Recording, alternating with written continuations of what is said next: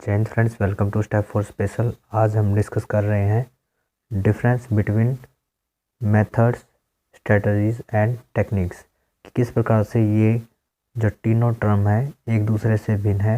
Exam में बहुत बार ये टर्म यूज़ की जाती हैं और बच्चे इसमें बहुत confusion.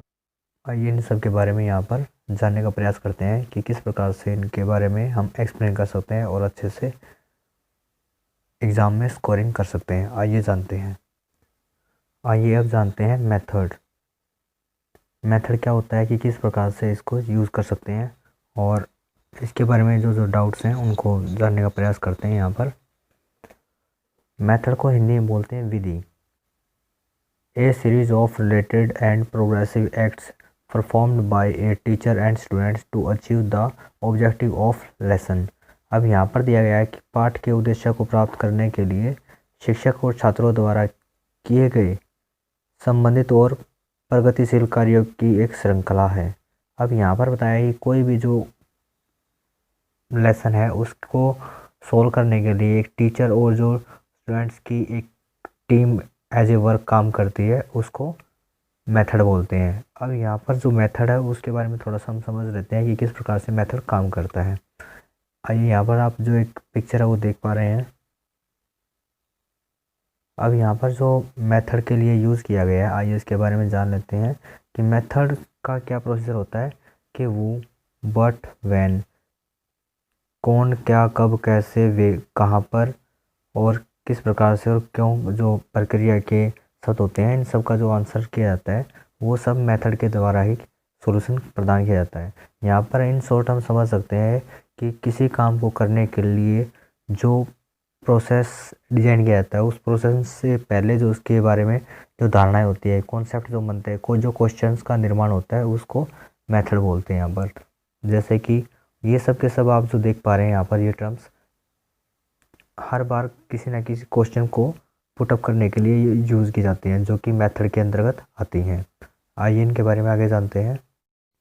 A systematic way of doing something. अब यहाँ पर जो थर्ड पॉइंट दिया गया है उसको बोलते हैं स्ट्रैटजीज। आइए इसके बारे में जानते हैं। इसको हिंदी में बोलते हैं रणनीति। ये किस प्रकार का जो योजना है वो बनाई जानी चाहिए एक गोल को प्राप्त करने के लिए। Set of decision to achieve an objective that's result in a plan. एक उद्देश्य को प्राप्त करने के लिए निर्णयों का सेट जो एक योजना के परिणाम स्वरूप होता है। अब यहाँ पर बताया कि किसी भी कार्य को संपूर्णता पूर्वक सक्सेस करने के लिए, अच्छे से सक्सेस करने के लिए की जो प्रतिक्रियाएं की जाती हैं उन सब को हम a long term plan to achieve a particular गोल।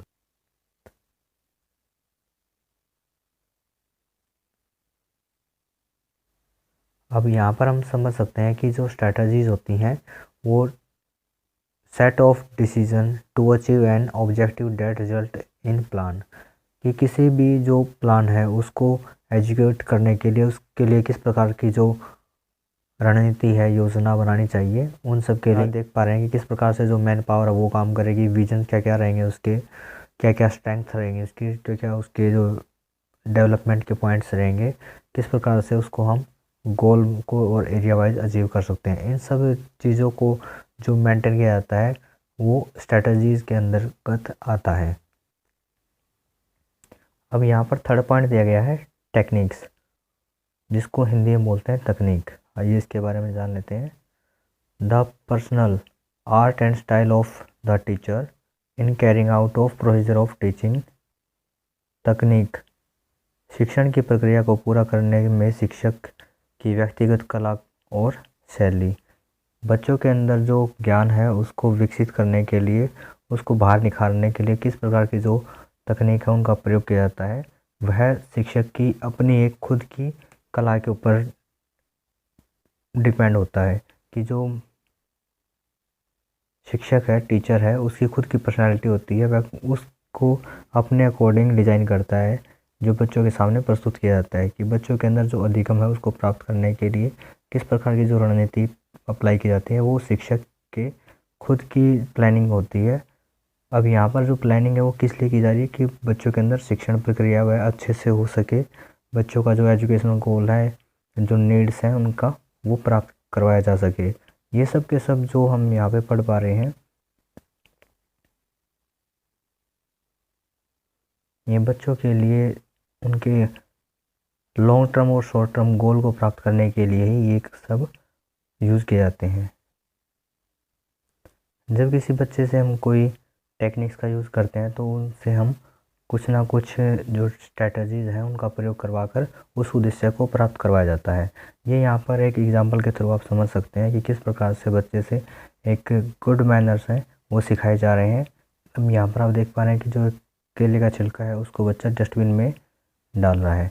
ये एक बिहेवियर है बच्चे का जो कि गुड बिहेवियर में कन्वर्ट किया जा रहा है। ये सब की सब जो स्ट्रैटेजीज़ होती हैं, ये टेक्निक्स को इम्प्लीमेंट करने के बाद बच्चे के अंदर जो परिवर्तन हो रहा है उसके लिए काम।